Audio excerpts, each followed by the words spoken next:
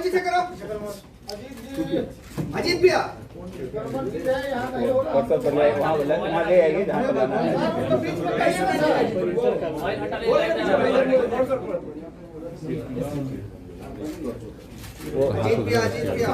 का तो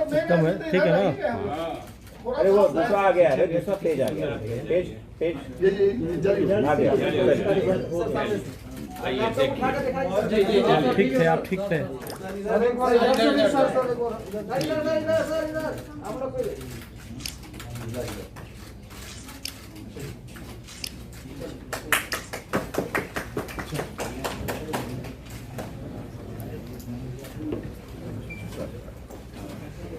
आज के इस परीक्षा फल में जिसकी घोषणा अभी माननीय मंत्री महोदय द्वारा की गई, इसमें पेपर 1 में कुल 16,068 परीक्षार्थी सफल हुए हैं और पेपर 2 में 8,531 परीक्षार्थी सफल हुए हैं, अर्थात दोनों पेपर को मिलाकर 24,599 परीक्षार्थी सफल हुए हैं। मैं इस अवसर पर अनुरोध करना चाहूंगा माननीय मंत्री महोदय से कि इस अवसर पर हम सभी लोगों को और आप सभी लोगों को संबोधित करें।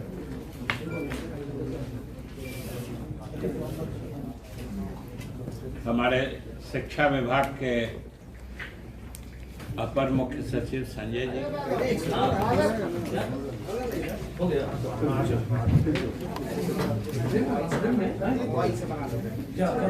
लैपटॉप पे जो करेंगे ना तो मोबाइल से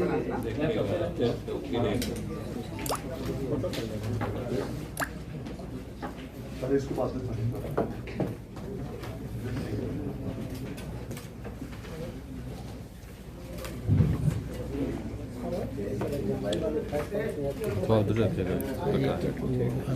रखे हुए हैं।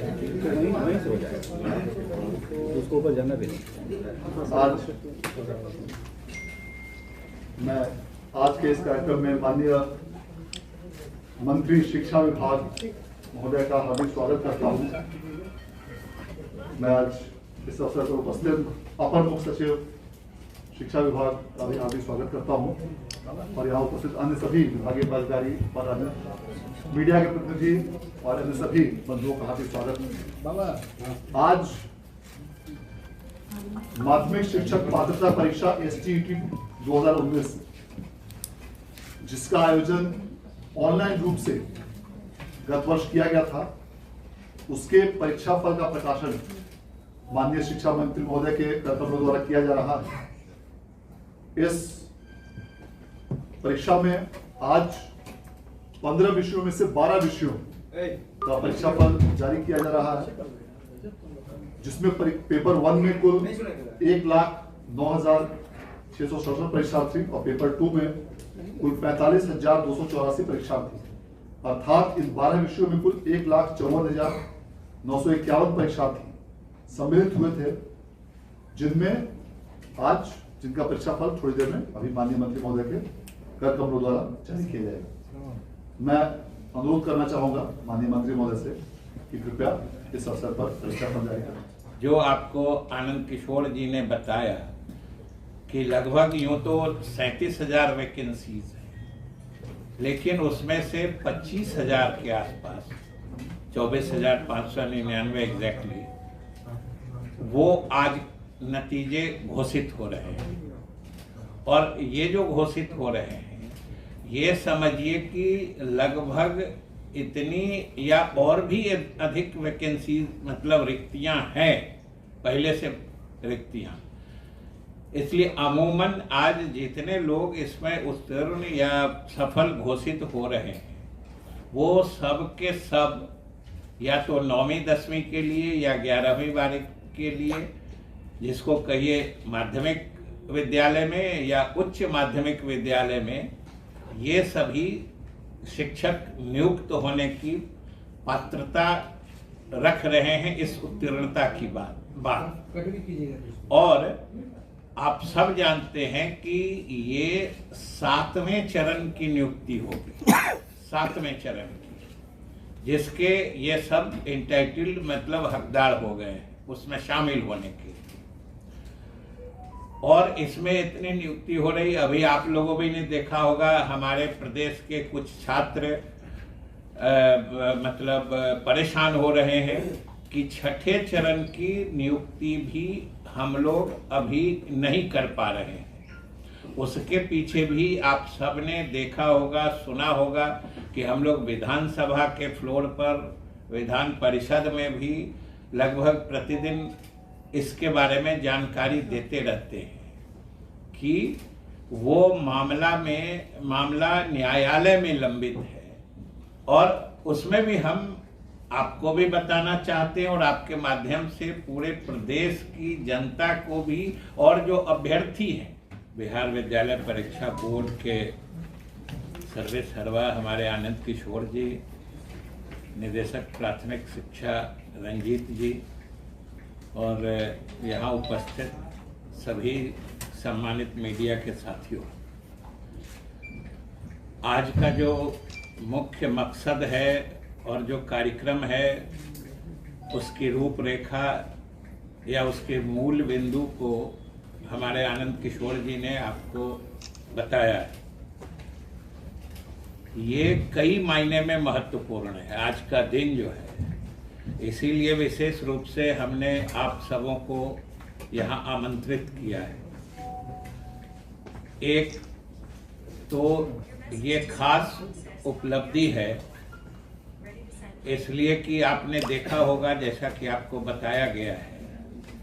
कि ये कोरोना काल में कोरोना के गाइडलाइंस प्रोटोकॉल का पालन करते हुए ये चुनौतीपूर्ण काम लगभग 1,78,000 छात्रों का इम्तिहान लेना, ये अपने आप में चुनौती भरा काम था। और ये बिहार विद्यालय परीक्षा समिति ने इस काम को सफलतापूर्वक अंजाम दिया है। इसके लिए हम विभाग की तरफ से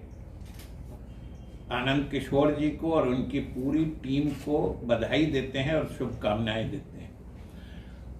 उससे भी महत्वपूर्ण है जो सरकार की तरफ से आप सबों ने बराबर देखा होगा कि हम लोग सरकार की तरफ से बताते रहते हैं कि शिक्षा विभाग में हम लोग इतने नौजवानों को रोजगार के अवसर मुहैया कराने वाले हैं, और उस मामले में भी हम आगे बढ़ पाने की स्थिति में आ जाएंगे। और वो और भी हम लोगों के लिए महत्वपूर्ण है, क्योंकि अभी जैसा कि हमने बताया कि ये तो 37,000 इस परीक्षा में होना था। कुछ रिजल्ट या कुछ नतीजे इस परिप्रेक्ष्य में रोके गए हैं कि आप सबने देखा होगा कि कुछ जगहों पर कुछ हंगामा हुआ था, जिसके कारण 106 अभ्यर्थी का मामला रुक गया था। फिर बाद में कोर्ट ने कहा है कि इनका भी शामिल करा लीजिए, उसके कारण कुछ नतीजे रोक लिए गए। उन सबको मिला के भी वो 37,000 है। लेकिन ये मामला जो छठे चरण का है, जो हमने कहा कि 5 अप्रैल को लिस्ट होने की बात है, और जिसमें हम लोग लगे हुए हैं कि हर हाल में माननीय उच्च न्यायालय हम लोग को इजाजत दे दे, जो कंडीशन वो लगाना चाहते हैं, जो चाहे रिजर्वेशन का, जो सरकार के नियम है रिजर्वेशन में हम लोग खुद लागू करना चाहते हैं। कहीं कोई ऐसी मंशा विभाग की या सरकार की नहीं है कि हम लोग कुछ अलग करना चाह रहे हैं।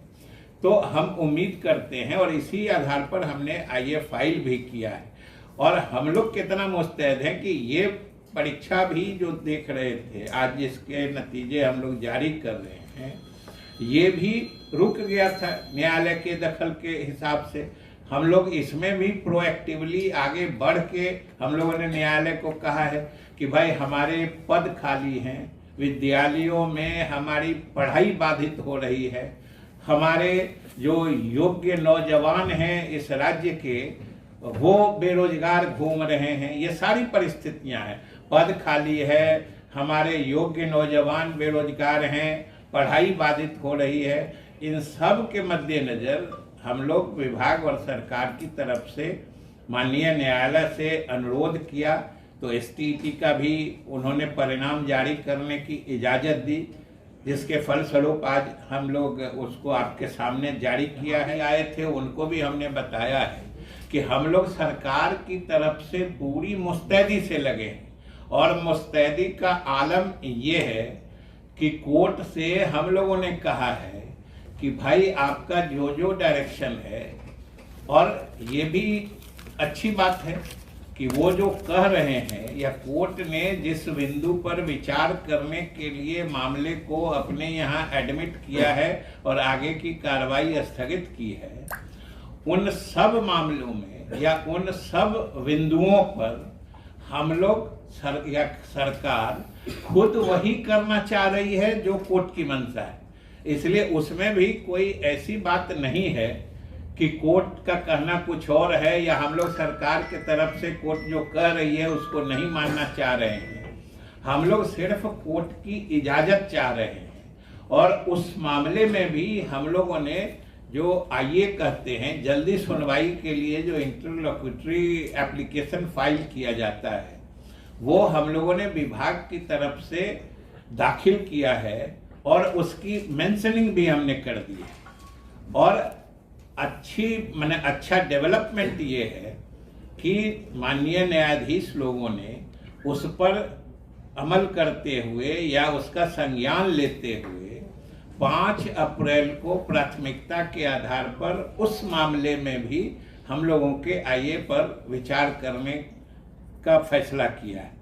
और हम उम्मीद करते हैं कि अगर सभी कुछ अनुकूल रहा या कोई ऐसा अनफोर्सीन रीजन नहीं आया तो 5 तारीख को जो माननीय न्यायालय में इस बात पर विचार होगा। इतने लोगों को जो स्कूल में है उसका भी ब्रेकअप है, 16,000 कुछ है पेपर 1 यानी कुछ 9-10th में, और बाकी 8,000 कुछ है पेपर 2 यानी 11th-12th के लिए। इतने शिक्षकों की नियुक्ति लगभग पक्की एक तरह से समझी जाएगी। और इससे भी अधिक, जैसा कि हमने कहा, अब हम लोगों का अगला लक्ष्य, अगला निशाना है जो 5 अप्रैल को जो उसी परीक्षा से संबंधित कुछ लोग बाहर में भी हमारे अभ्यर्थी लोग आए हुए थे, उनको भी हम लोगों ने बताया है कि हम लोग तो भाई आगे बढ़ के चाह रहे हैं। और उस जो अभी 5 तारीख को लिस्ट होने वाला है उसमें भी हम लोगों ने यही प्ली लिया है कि भाई हमारे इतनी रिक्तियां हैं, उसमें तो और लगभग 1.25 लाख की बात है, 90,000 है, 30,000 है कि इतनी रिक्तियां हैं, इतने हमारे नौजवान बेरोजगार हैं, और रिक्तियों पर नियुक्तियां नहीं कर पाने के कारण हमारे विद्यालयों में पढ़ाई बाधित हो रही है, हमारे बच्चे अध्ययन अध्यापन से महरूम रह जा रहे हैं। इसलिए हम लोगों ने निवेदन किया है और हम पूरी उम्मीद रखते हैं, हम पूरे आशावान हैं कि उस दिन भी, क्योंकि हम लोगों का वैलिड ग्राउंड है और कोई ऐसी हमारी अदरवाइज मंशा भी नहीं है, इसलिए हम समझते हैं कि उसमें भी हम सफल होंगे। और अप्रैल में जो उम्मीद है कि उसमें भी क्लियरेंस माननीय न्यायालय हमें इजाज़त देगी, और इजाज़त देगी तो फिर हम उसके लिए भी, जैसे आज आपको बुला के हम आमंत्रित करके यह शुभ सूचना, क्योंकि आप समझ सकते हैं कि आप सब लोग बिहार के ही हैं और बिहार के जो स्थिति है उससे जरूर हमदर्दी भी रखते होंगे कि हमारे विद्यालयों की जो स्थिति है शिक्षकों के बिना, या हमारे बेरोजगार जो परीक्षा दे के रिजल्ट के लिए सड़कों पर घूमते हैं, ये भी हम लोगों को, विभाग को या सरकार को बिल्कुल अच्छा नहीं लगता है।